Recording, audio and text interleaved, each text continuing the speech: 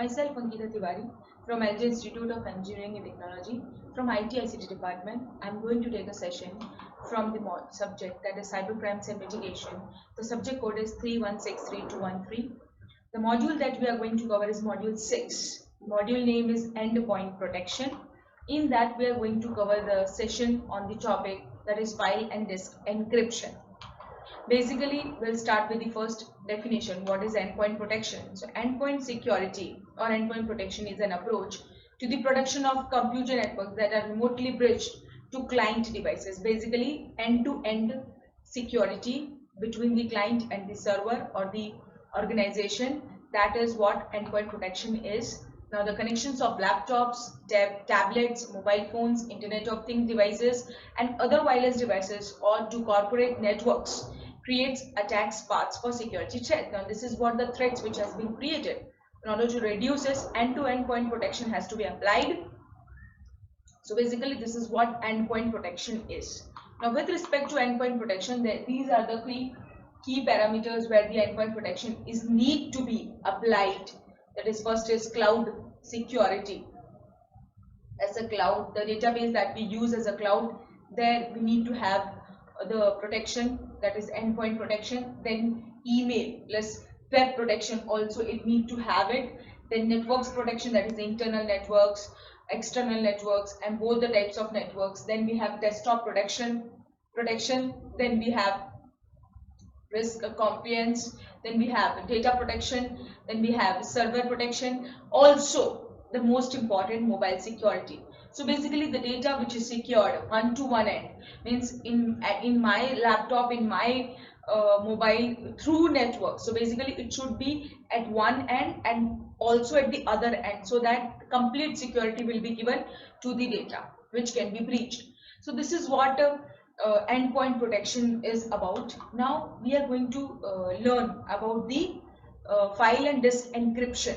Okay, so basically, when we talk about endpoint protection about, and here encryption, then encryption is a process. Now what it is, there is one sender, there is one recipient. Okay, so we need to have the data if it is sent from sender to receiver and from the receiver to the sender. So basically, it is a two-way communication where from the sender we will get the request, whatever it needs to have an access to it, and the sender that will give the reply back in form of the information as well. Now here, that information which is being sent or received will be encrypted or decrypted with the help of a key. So here, this is what the main process is. We are having a general key which will be if it is sent from sender to recipient, then the key will be sent in an encrypted form with the encryption key along with the information. That information will not be visible because it's encrypted data. It is not a visible data which can be read by any normal user. So the encryption, the key to, in order to decrypt it, that will be sent along with that in the other means, not in that itself. Then we have the recipient will have the key and it will decrypt using the help of key, and it will get the data. The same thing will be followed from recipient to sender. Now this is what the concept of encryption, not file and data. I am talking about only a simple, what is an encryption. Now whenever we talk about the encryption, here the topic comprises of file and disk encryption. So basically, the disk encryption, if we talk about the full disk encryption, prevents data leakage, first of all, because it is a very secured means where you are sending data with the help of a key, means encrypted form. Also, loss of a device. File level encryption protects files. Okay, that means transferred in untrusted channels, and crypto disk stores users data encrypted in a separate file. So basically, both things are separated and will be sent, and it will be in the encrypted form, so it will be more secure. Now, endpoint encryption essentially protects the operating system from the installation of evil made attacks. Now, which of the attack that anybody can hack your system and can take the data, and that can install a keylogger or corrupt boot files and locks files stored on laptops, servers, tablets, and other endpoints to prevent the authorized users from accessing the data. So basically, when we talk about endpoint encryption, encryption is about the key which is being sent, but evil made attacks that can install a keylogger or corrupt boot files. And if we log the file stored on the laptop, so it can do these things also. So basically, to prevent this unauthorized accessing of the data, we need to have encryption process. Okay, so what do you mean by endpoint encryption? Yeah, we know encryption, we know full disk encryption, but what is an endpoint encryption? So basically, when it comes to encrypted data, there are various encryption strategies. We have many strategies as well. First, the disk encryption protects a hard drive. Okay, means the total drive in the event of theft or accidental loss by encrypting the entire disk, including swap files, also the system files, and also the hibernation files. So basically, all the files will be protected with respect to the hard drive.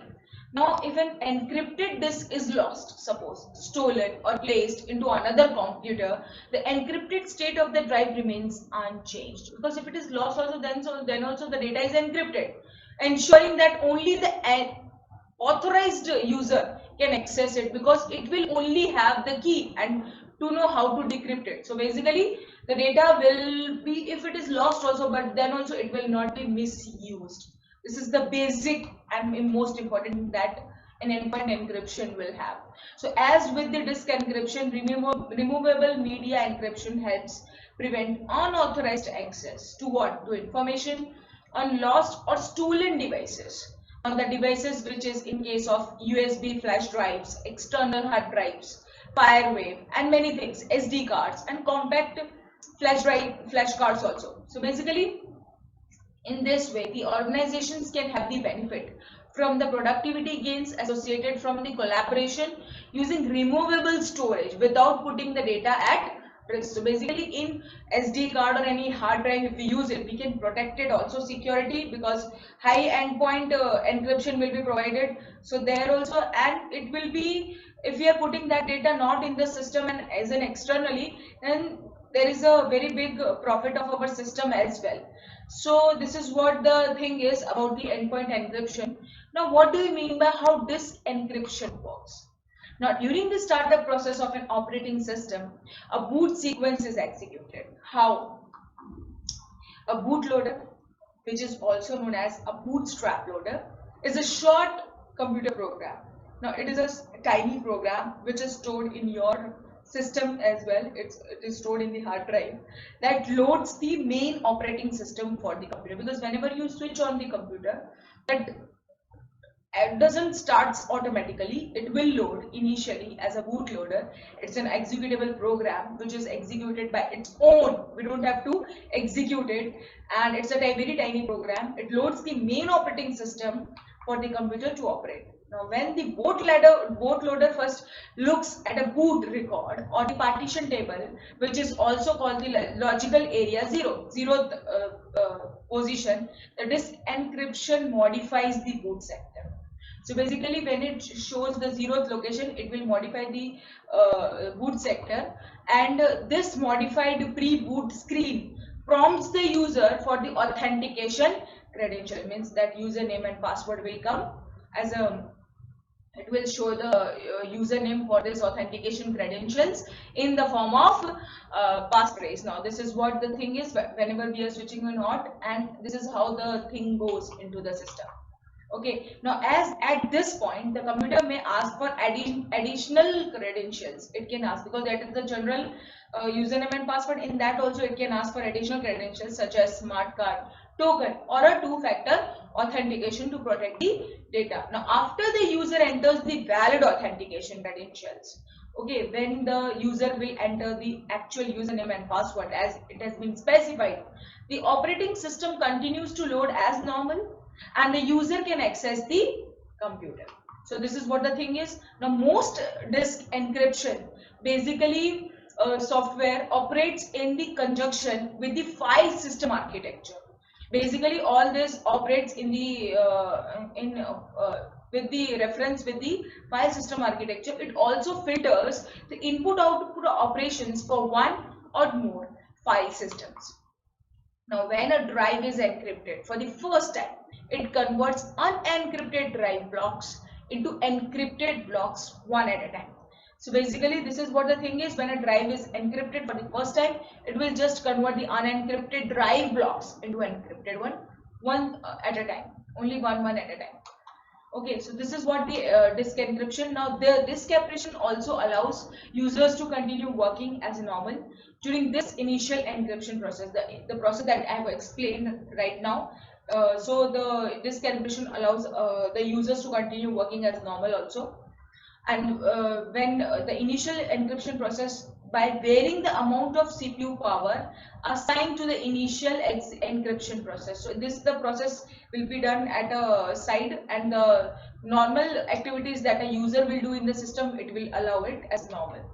So when a user accesses a file, a disk encryption decrypts the data in memory before it is presented for view. It has to decrypts the data so that the user can have access to it.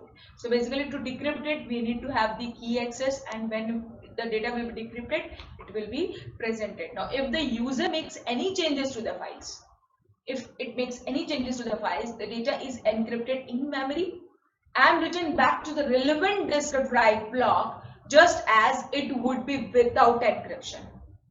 So if the user makes any changes to the file and the data is encrypted in memory, also if it is there, then it will be written back to the relevant disk drive block where it has been there, and just as it would be without the encryption. It will seem you as a without the encryption file.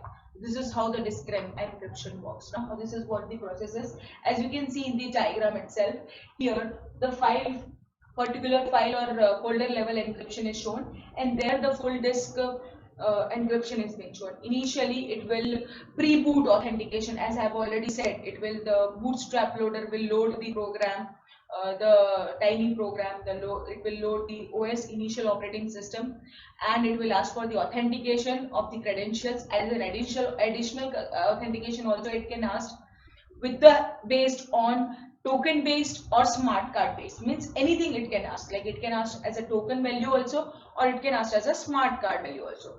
Now whenever the process will be completed, it will go to the boot process. Now after boot process, it will go to the operating system is loaded in the system. So after the operating system, that is OS, is loaded, it will go into the system files. System files means that file that it need to access. How it will access? It has to decrypt it. So there the decryption process will take place, and it will enter the system files, and from there the actual data it has to take. Now, whenever we are going at a particular file, then there need to have a particular file of encryption. Now, how it will go? Initially, file or folder and level encryption, how it goes? Boot process, the same thing, it has been shown in that part. After that, operating system, and after that the system filters. Now here the encryption will be applied, means there the data is being shown, but how to access the data? Here the encryption is being shown, how the encryption will take place, and after that we can go into the system and we can take any particular folder or any particular file. So this is what the disk encryption is. Now I will talk about the file encryption. How a particular file, that there was a particular folder or a particular initial to go into it. Now here a small file, how it is encrypted or decrypted. So here the two processes being shown, encryption process and decryption process. In encryption process, as you can see, raw file, normal file, it will be encrypted with the public key, which can be decrypted, means key will be there in order to decrypt the file. The public key will be applied to the encrypted file, and it will go to the encrypted file, means now the file is encrypted because it's in encrypted form with the key. It will be sent to in the email form to the sender, where the recipient, where it has been shown. Now the email has been received, there it will have the encrypted file. Also it is logged here. Why lock is being shown? Because it is logged with the help of key. Okay. Now here the encrypted file will be decrypted with the public private key, which has been sent to the recipient. In other terms, not in this file itself, it will be sent in on the other means. So there it will have the private key, it will decrypt the file with the private key, and it will we will have the raw file which is being sent here. So this raw file and that raw file will be same. So basically when we talk about raw file, means a particular file which will be going there, that is raw file. So this is what the file encryption process is, and this is how the encryption takes place at a particular file. Okay, so this is what the file and disk encryption process in terms of endpoint protection. So here we have done with the endpoint protection. In that we have covered the topic of file and disk encryption. Thank you.